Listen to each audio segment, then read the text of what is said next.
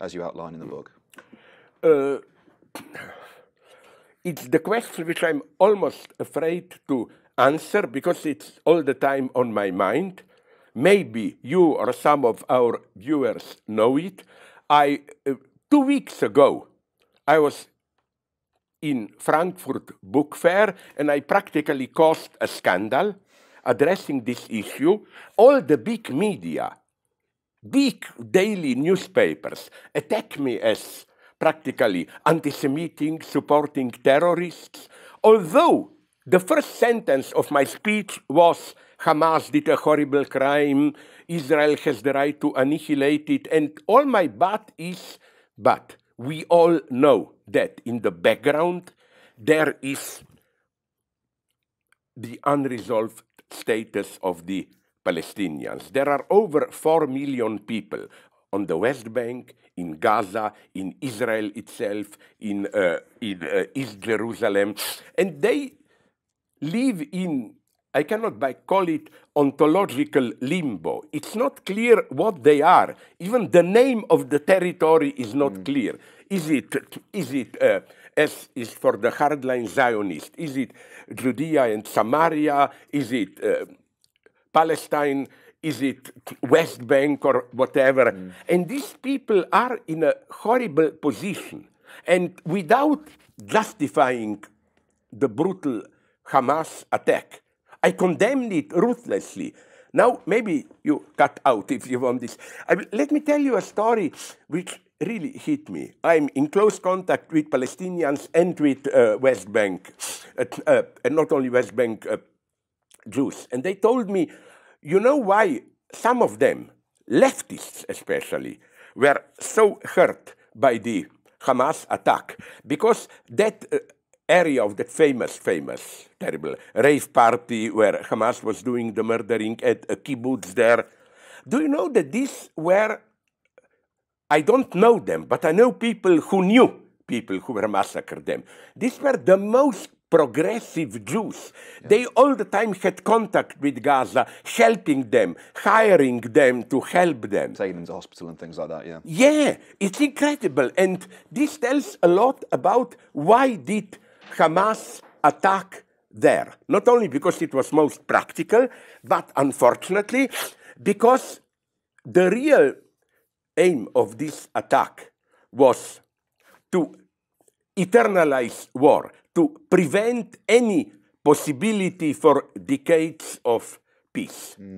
And it's breathtaking how, with all absolutely unambiguous condemnation of Hamas, when I just said, but can't you see the terrible predicament of Palestinians who are now in one or another way under Israeli control? They are now explicitly not treated as a second-class citizens, a whole series of things they cannot do and so on. And as I always mention this name, if you want a symbol of what Israel is doing now, Israel the state, I mean just the government now, remember the name Itamar Ben-Gvir, who was 20 years ago or when, condemned by Israeli courts as a potential terrorist, racist, and so on. This guy is now, it sounds like a bad joke, this guy is now Minister for Public Security or whatever. And it's, I learned this from friends on the West Bank, how public order is falling around, settlers attacking. It's slow but continuous ethnic cleansing. I think that what horrifies me is there are two narratives, opposed, radical, which in an uncanny, terrifying way echo each other. On the one hand, I agree, there is the Hamas narrative, their leader, Haniyeh, who said, message to Israel, go out, we will kill you if you remain, you don't belong here. But then if you look at the first principle officially published of the new Netanyahu government is all of Jewish land, they exclude Judea, Samaria, Golan Heights, and so on, is exclusively a Jewish land. So it's symmetrical idea of there is no place for the other. So I think that the key point here is not to fall into this trap of Palestinians versus Israeli, but to see how those who now appear as the opposite poles are really playing a very similar game. And then I did something, let's not lose too much time, which caused even more of a scandal. I warned them that there is in the West, in the Western anti-Semitism, a long tradition, I'm not inventing crazy terms, of, you cannot but call it Zionist anti-Semitism.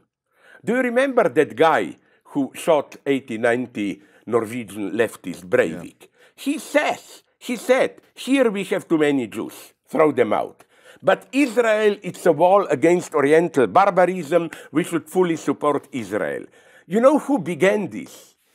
I couldn't believe it.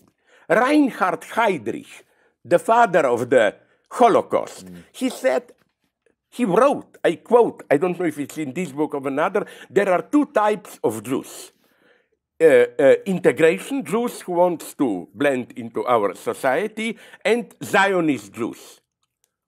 These Jews who want to integrate into our society, we have to get rid of them. But if Jews move to Palestine, we could have wonderful collaboration of them and so on and so on. And the same thing goes on now.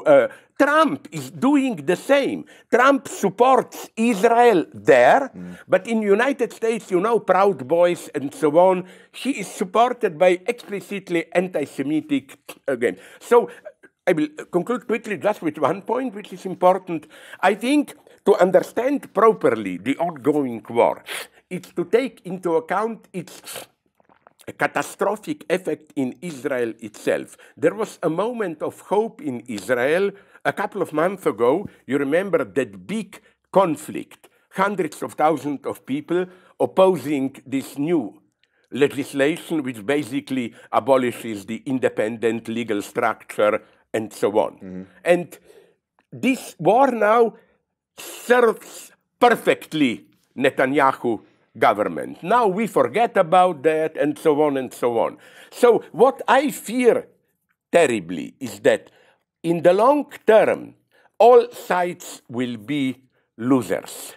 In the sense that I am very sensitive apropos anti-Semitism. I recognize it whatever it is. And I think the first thing that will happen is anti-Semitism was still now mostly European and a little bit Middle East, but mostly European-American phenomenon.